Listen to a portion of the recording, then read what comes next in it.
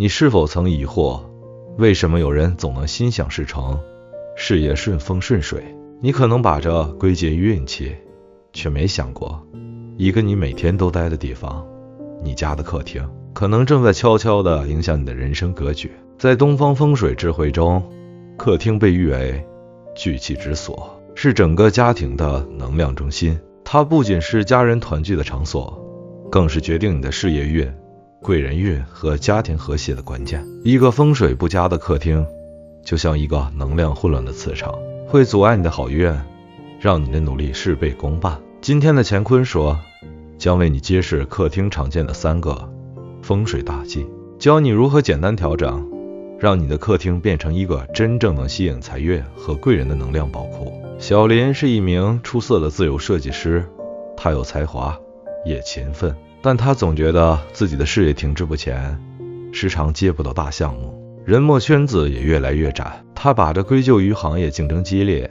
却忽略了他家客厅的一个大问题。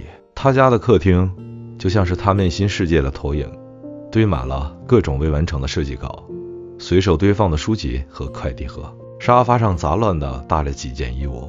每次有客户或朋友提出想来他家见面，他都习惯性的找各种借口拒绝。有一次，一个重要的潜在客户约他上门洽谈，他硬着头皮答应了。但在客户进门的那一刻，他看到了对方脸上那瞬间闪过的尴尬和失望。那个项目最终也没谈成，他感到既沮丧又无助，却不知问题出在哪里。他回到家，面对这片混乱，内心充满了疲惫和焦虑，却没意识到，正是客厅的这些细节，正在悄悄地影响他的事业和人际关系。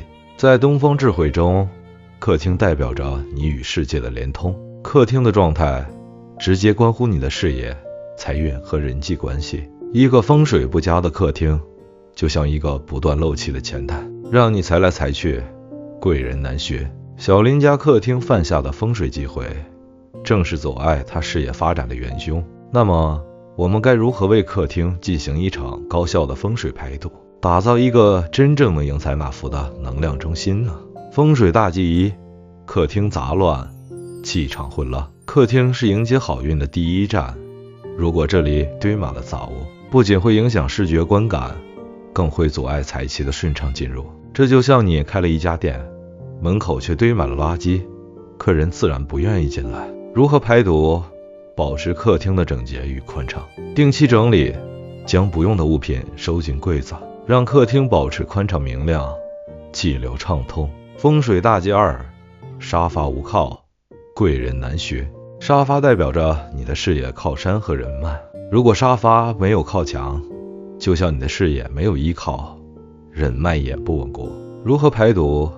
确保沙发紧贴石墙，象征有坚实的靠山。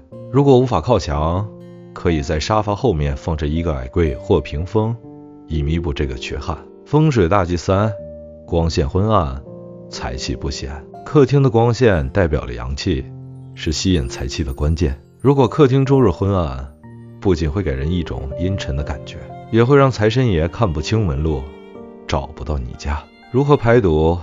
确保客厅区域的光线充足，可以安装明亮的灯具，或是在白天拉开窗帘，让自然光照射进来。当小莲开始用心调整他家的客厅后，他惊奇地发现，他的事业发生了奇妙的转变。他不仅顺利争取到了公司的重要项目，薪水也获得了大幅提升。他感觉自己的心情变得积极，对生活重新充满了掌控感。他才明白，原来清理客厅不只是整理空间，更是激活了自己的事业和人脉。家不只是住所，更是你运势的载体。